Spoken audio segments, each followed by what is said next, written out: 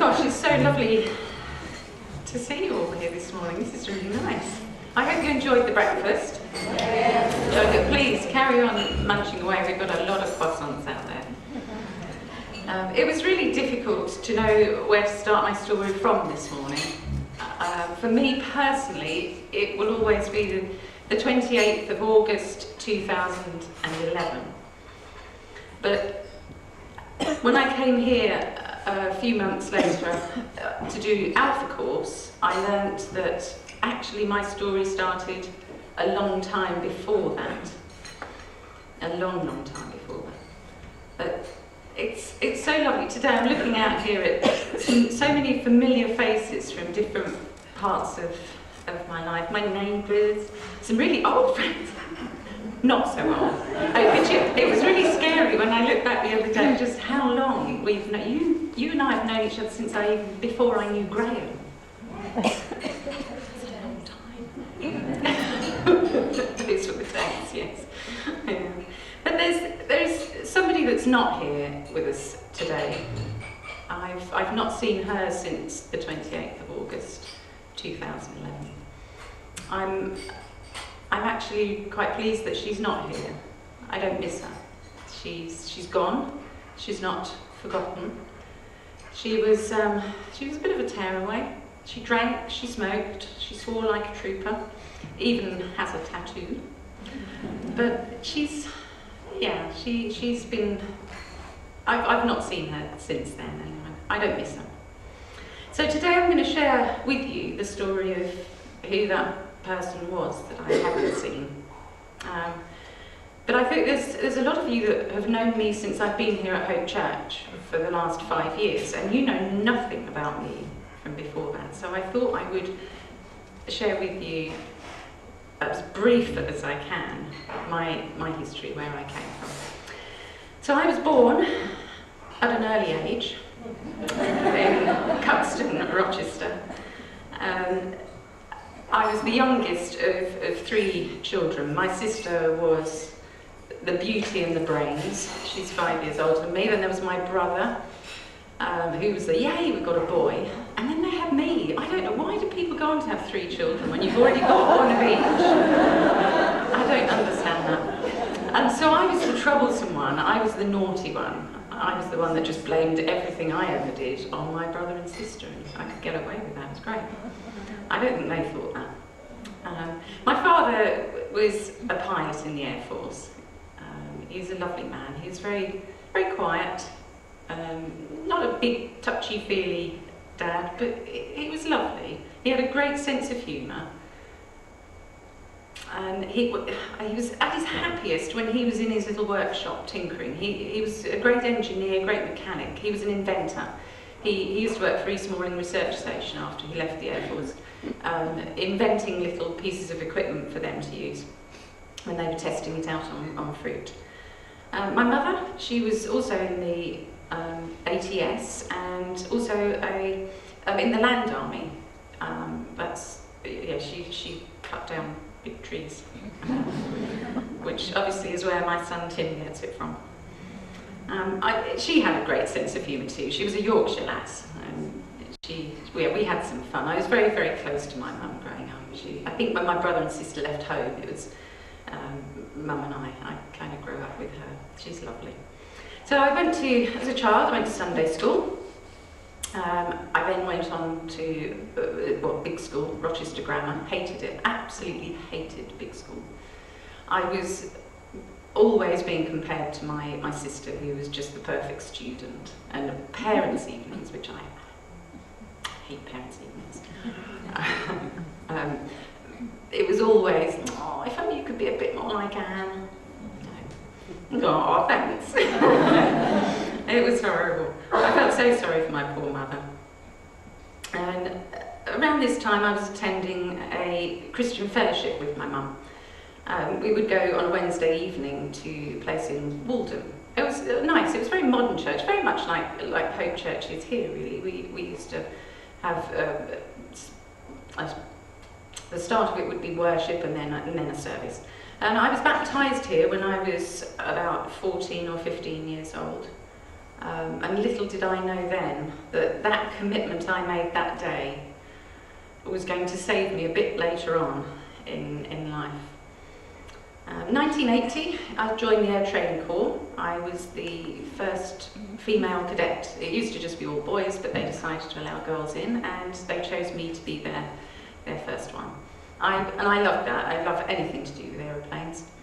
And I went on to do, well, in fact, pretty much everything I did then was the first girl to do this, the first girl to do that. I've got an album full of all the press cuttings my mum used to keep of Sue Flies High, shooting, flying. I was the first girl to do the gliding scholarship down at RAF Manston. And that was a dark time down there. That's when I realised that not everybody wanted girls in the Air Training Corps, and they were pretty nasty.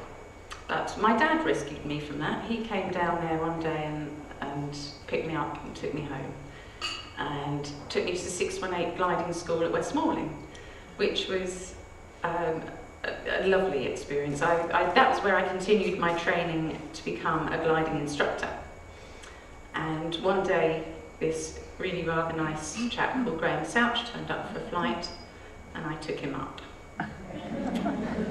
Graham and I got married in 1989. Sorry. Looking a bit old.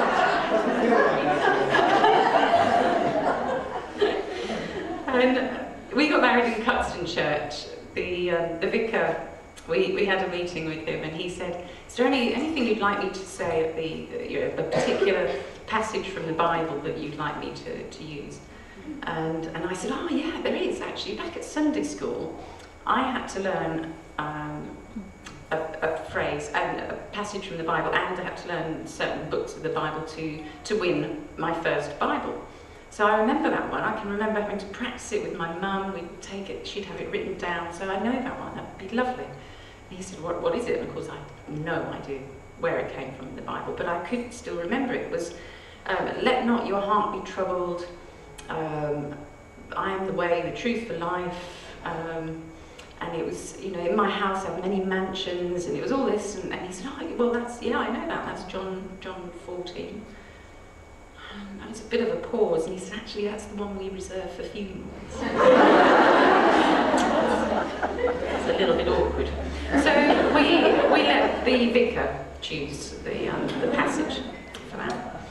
Graham and I moved into our house at Noah's Ark in Kensing, and that was, oh gosh, we had 2 boys there, and that house became quite overcrowded. That's a key picture of the boys. And eventually we moved to Springhead Road. And this, I kind of think this is a bit of a starting point as well, because we had 2 choices. We were looking at a house, foster house in the village, or Springhead Road. And I do think that's God's way of saying you're either going to go to Vec or Baptist, because we would have ended up living next door to Beth and David, or go to Springhead Road and come to Hope Church, because we lived opposite the lovely Anne Ewing and Tony, and next door neighbours were Heather and Brian Doe, who both come to this church. And it was lovely to have such lovely neighbours around me at that particular point. This was another dark time. It was a very sad time for me. My mum was diagnosed with cancer round 2. She had already had bladder cancer and had to have a urostomy bag, and she dealt with that. But she was an amazing lady. And then she had it in her bowel. She had to have a lot of her bowel removed, her spleen, kidney, all sorts of bits and pieces. And the doctor had said that she won't survive without the operation, but she might survive with it. So we decided to go for it. And my brother and I went to the hospital that day, and she hated anyone feeling sorry for her, my mum. You had to laugh. And as she was wheeled away on a trolley, my brother and I, just obviously very, very upset, not knowing whether she would survive, she was wheeled away, and she waved. But instead of wave. That wave turned into her sticking her 2 fingers up at us, which is just, that was my mum's sense of humour. She knew we would both be shocked. Yes, she was an amazing lady. I had some very emotional times with my mum following that. When she came back from the operation, she did survive it, and she came to stay with us for a while, and then when she got stronger, went back home. She was loved by all her grandchildren, and she deteriorated, and she asked for a pizza one day. She wanted a pizza. She couldn't eat anything. She was too poorly, but she wanted to smell it. Nobody gave her food because she couldn't eat, but she wanted to smell the food. And we would sit there and watch. One day we watched the fireworks that was at the back of the house, 5th of November. We just sat there, and that was a really emotional moment, because I used to do that every year when I was a child, and sitting there watching them. And then after that, she became very, very weak, and we really struggled with our faith. And we just thought, why would God ever let this happen? Why is he making her suffer? She was in a lot of pain. She wouldn't take her painkillers because then she wouldn't be able to talk to us. And so she was in a lot of pain. And one day asked me if I could put her out of her misery and put a pillow over her face. And I couldn't do that. But we prayed, we talked about what she was going through, and she died in the December of that year, 2000, and my faith died with her then. I couldn't understand why would God let that happen.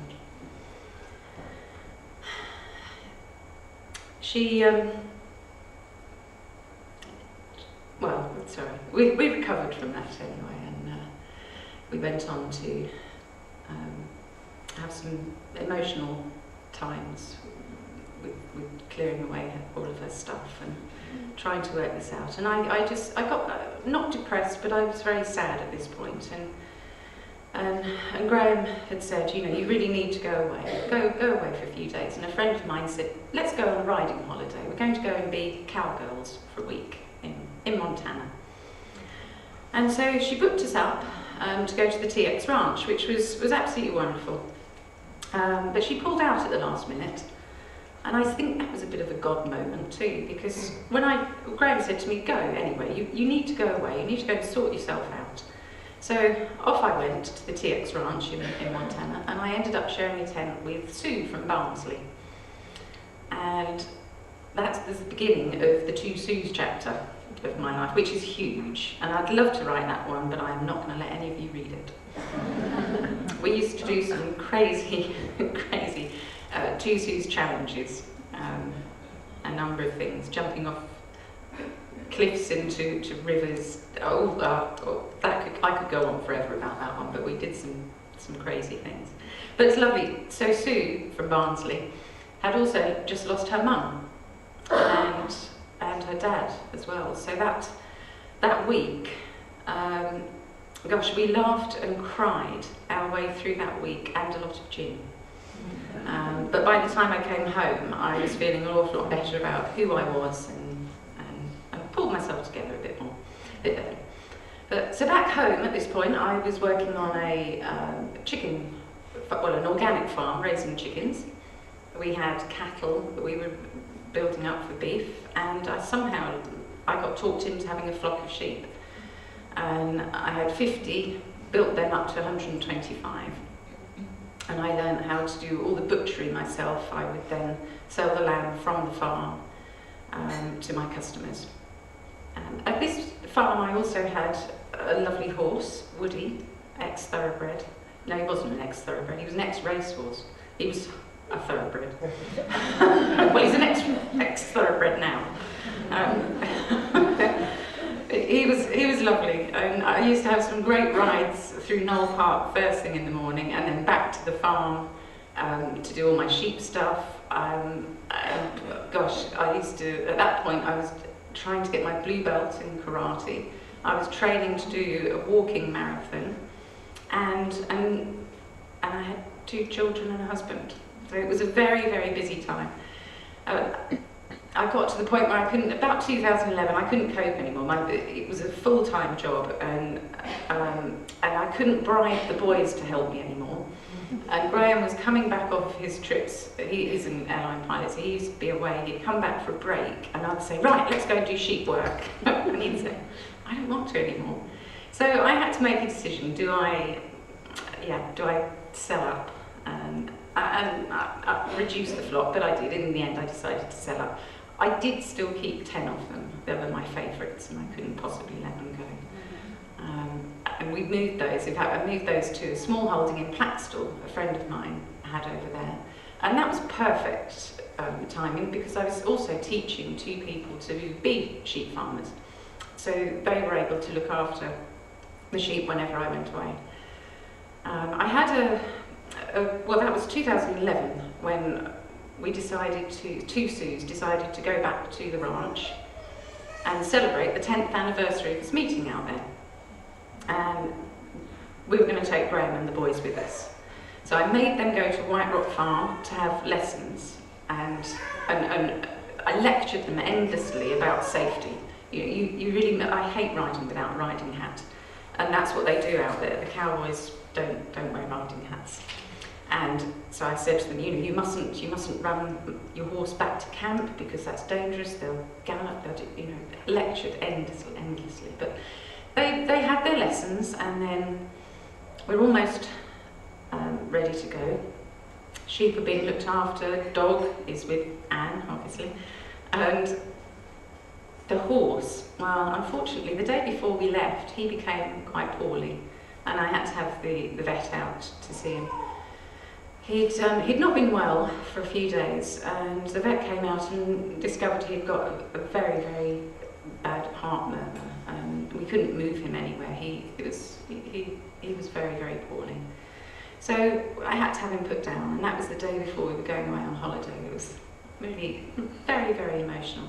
And I'm in the car with my friend Sue and the boys, in Dan's car.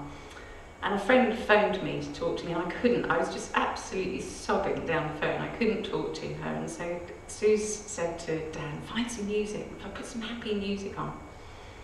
First song that comes on is by Sugarland, called Stuck Like Glue. The second song that comes on, so there's some giggling from the back, and Sue's saying, inappropriate, very inappropriate, find another one. And the next one that comes on is I'm Sticking With You Because I'm Made Out of Glue. If you don't understand that story, I'll tell you afterwards. But that was, laughter is great in moments like that. There was, in amongst the sobbing, there was a lot of laughter. So the next morning, we woke up about to go on holiday, and I had a really, really vivid dream, very vivid dream. One of those that sticks with you for ages, and you think, gosh, that must mean something. But off we went. We went out to the TX Ranch. Sunday, 28th of August, 2011. The boys are on their horses, looking absolutely lovely in their shiny cowboy hats and spurs and boots, and they look lovely. And I'm lecturing them again, don't be careful, please be careful, because you're riding without hats, proper hats. I hate riding without a riding hat. So they're all on, and I go to get on mine. I put my foot in the stirrup, swung my leg over, and before I'd even landed in the saddle, my horse let out the most enormous fart. And everybody giggled, except the fact that he then bolted, made himself jump. He made everybody jump, but he made himself jump, and he bolted, and he ran and ran and ran. And then disappeared out of sight. Nobody else knew what happened until they saw a riderless horse appear. I know what happened, because I remember seeing this tree, thinking, oh gosh, or something like that. Went through my head. And then that's it. I don't remember anything else for about the next 2 or 3 months. But it was one of those, it was an amazing day. I mean, it was a day when so many miracles happened.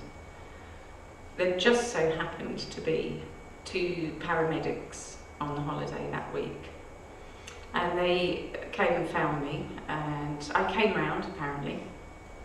They stood me up and got me into the back of the truck.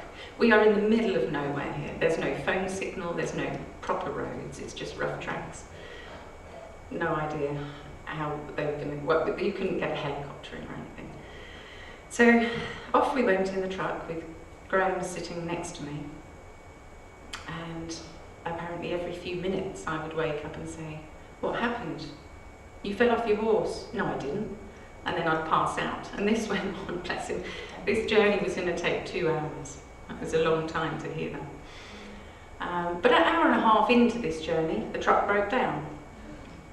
And in the middle of nowhere, there was one building, and Hip, the owner, went out to knock on the door. No, of course, there's nobody at home.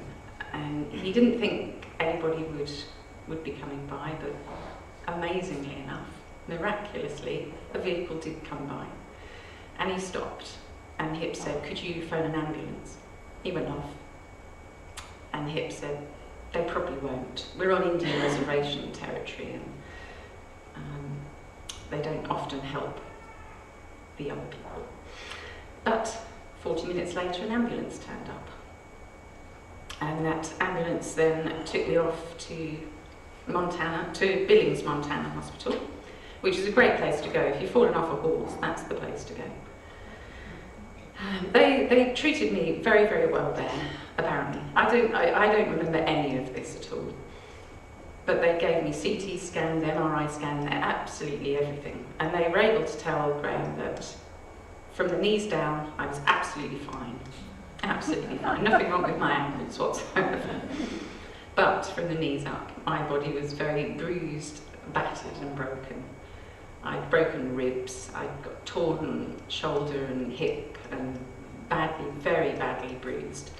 Oh, you're seeing those pictures now. That was horrible. I don't remember any of this at all. I've got 24 staples holding my lacerations and my scalp together. I'd had a fractured skull and a subarachnoid brain hemorrhage. I was in intensive care for 24 hours and then into a private room. The doctor told Graham I would make a full recovery. He didn't say how long that recovery would actually take. And the brain injury that I had, it's very, very difficult to describe. I had no short-term memory. There was no voice. There's no voice in my head. So when you're all sitting here thinking, "Oh, I should shut up," or "really like that other croissant," or whatever it is, I didn't have that voice in my head. There's nothing. I could only look out and think, "There's a tree, there's a bird," or whatever I saw, but it would be gone. But I had a great stay in the hospital. I did have a couple of visits from people that I do remember. And I will come to those 2 visits later on. But the following weeks were very, very tough. And when we got home, the boys and Graham, I had some lovely neighbours that would pop in and make sure I was okay. I had a lovely neighbour that took me out for drives. I had the lovely Anne Newing who would take me to physio every now and again. And unfortunately, a lot of these I don't remember. It's so sad, but I've got pictures of them. And I think Tim took me to Sevenoaks once to go shopping, and it was like going there for the first time every time I went. It was really quite exciting. Dan, my eldest son, he would leave for work every day and say to me, "Mum, when I get back tonight, we're going to talk about this," and he would give me a subject that I'd have to try and remember all day long. And I don't know how long it actually took, but I do remember the time he came home, and I was standing in the kitchen thinking, "I know what it is, I know what it is, I know what it is," and I couldn't wait for him to walk through the door. And as soon as he came in, he said, "What are we going to talk about?" And I could tell him and we just burst into tears because that was the first time I had held a memory all day long. It was really, really emotional. But yes, we had some fun along the way. The boys renamed me the Entertainment because my vocabulary was so appalling that I would get things wrong. We have a famous chef, I'm sure you've all heard of him, called Bloomin' Hestental. And I think one of their favourites was, I was really pleased when I got something right. I think we were watching University Challenge or something, and I got a question right. And I stood up and said, put that in your Pope and smike it. And they would all laugh, so I'd got no idea what it is I'd said. And it was sometimes very frustrating for me. In fact, I know there were times when I would get frustrated but I wouldn't know how to explain it. But yeah, we had some fun. I mentioned Anne Ewing that would take me to my physio. One day we were coming back in the car and pulled up, and this piece of paper fell off the dashboard, and I picked it up and I said, "Oh, what's that?" And she said, "Oh, sorry, it's an advert. It's an invite rather to Alpha at Hope Church. Would you like to come along?" And I said yes, apparently. and so every week the lovely Anne Ewing would turn up and take me to Alpha. And I don't remember the first few that I came to. In fact, she would turn up and I had no idea where it was we were supposed to be going. She'd say, "We're going to Alpha again." "Okay." Get in the car and off we'd go. It was lovely. But I came here and I met the lovely Adam that is the leader of this church. And I could talk about the Alpha course forever because it's just such a wonderful introduction to what we are doing here, this church, to a faith. It's such a lovely thing to do. But a few weeks into this, Adam started talking about visions. And this was when I suddenly realised, my brain was very slow at this point. It was getting better, but it would take a long time to process things. So we're there, and I thought, oh gosh, a dream. I had this dream before we went on holiday. And throughout that time I was there, I knew that was a very, very important period. And it wasn't until I got in the car home with Anne and we were outside my house and I said to her, "I had a vision."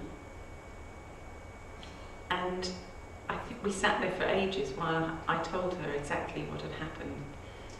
So that day we were going on holiday, and I was in my bed. I had this very, very strong picture of, I was in a car. It's my dad's car. My dad's sitting next to me, and in the back of the car is my mum and Tim, my son. And we pulled up outside a warehouse. My mum and Tim got out, went into this warehouse. And I opened the window, and coming towards us was this huge tornado, huge, swirling round and round and round, gathering everything in its path. And I said I thought it was my dad, but although it was a much bigger presence sitting next to me. And I said, "Look, what are we going to do?" And he said, "Hold on tight."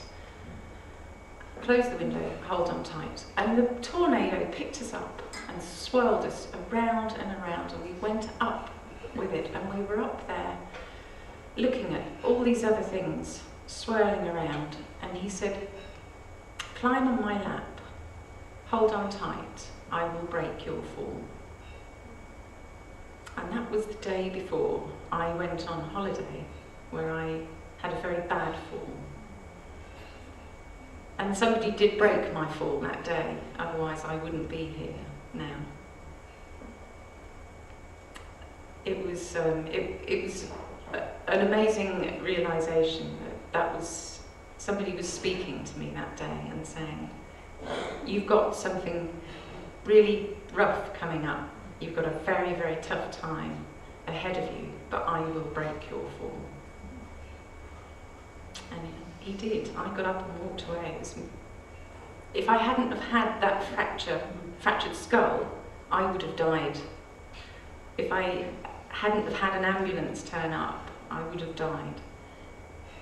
There are so many miracles that happened that day that got me to that hospital because he broke my fall. And the other two, well, the other things I mentioned, that when I was in hospital, bearing in mind I don't remember anything at all from that period, I had 2 visits.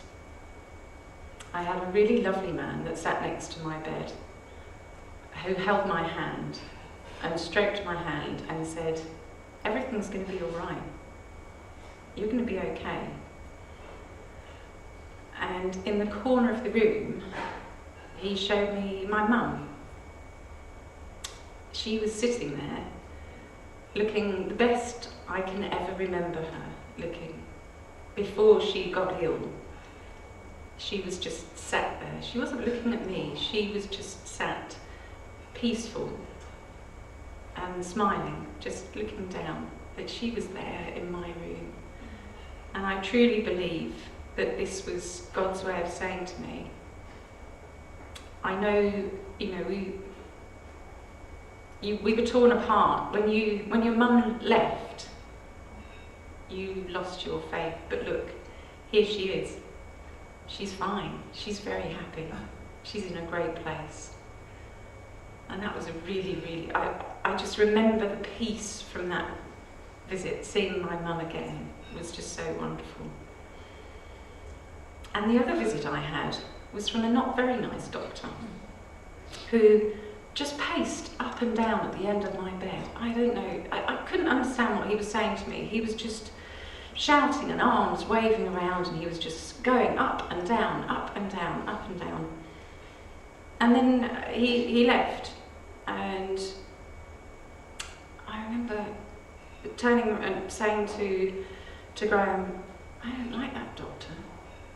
And Graham said to me, "There's nobody here in the room. No one here." So it's really interesting.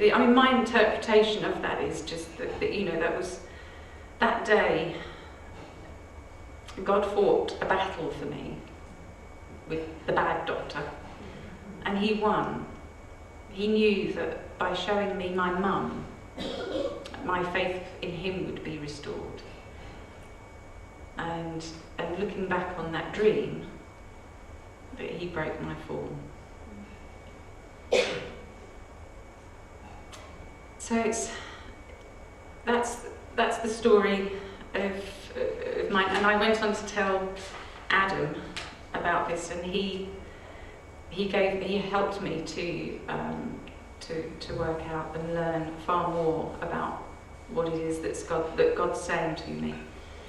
And the teaching that I've gone on to receive here at Hope Church after Alpha is just absolutely wonderful. I've learned now that my story didn't start on the 28th of August 2011. God actually had plans for me way back when I was a very little girl. So it's really quite wonderful to learn through. We did a discipleship course, we did Freedom in Christ, which is a really lovely. Sorry, I nearly said Freedom in Crisps. That's just.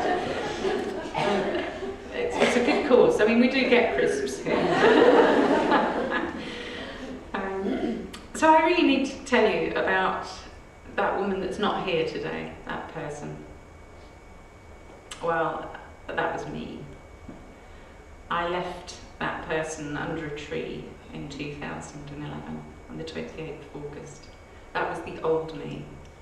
And I'm just so happy you got, okay, that's the old me. Yes. She is gone but not forgotten. I can remember a lot about who I was. But I am so happy to be here in this church today, and I urge you all to just take time, have a moment of silence, and just think, God, what do you want me to do? Who am I? It's wonderful. I think that I'm not very good at quoting Bible phrases. I read my Bible, but I'm not very good at remembering where they will come. But there is one that will stay with me forever. Exodus 14:14. The Lord will fight for you. You need only be still. And I think that's what he was saying to me throughout my whole experience, is that just, I want you to be still and just listen and know that I am here and I love you. Despite all your mistakes, despite your wrong decisions, he held me all the way through. He never let go. Anyway, thank you very much for listening to me today.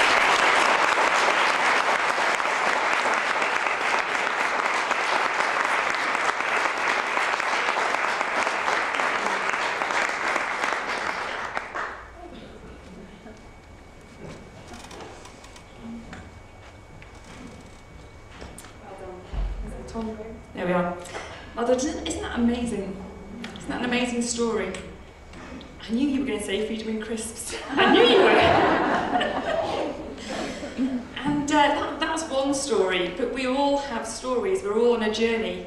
And whether we are in that place of having met God, knowing God, following Jesus, or not, we all have stories. And I think probably there's a lot of people that can relate to that child commitment, that childlike faith that gets snatched away through life's up and downs.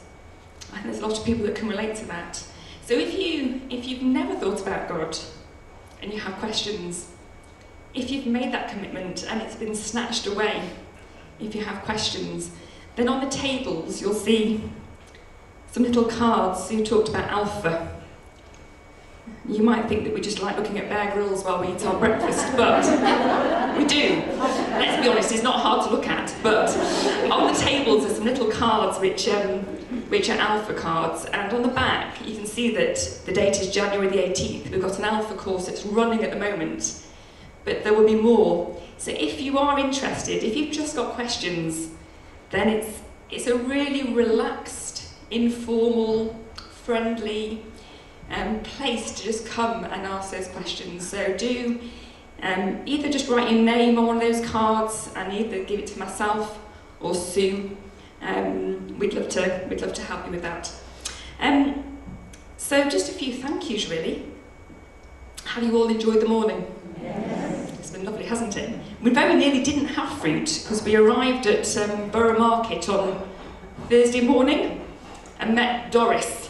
And so Doris nearly took the fruit somewhere else, but we did come back, we survived, no strawberries were harmed in the process, and we got back with the fruit, but that was quite an eventful morning, wasn't it?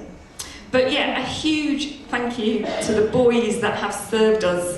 If the boys come out of the kitchen, if there's anybody else in the kitchen, Tim, would you like to get the boys out? If we could just get them out from the washing up and just give them a thank you, that would be great. Because they've done a great job, haven't they? It's been nice to be served. Put your tea towels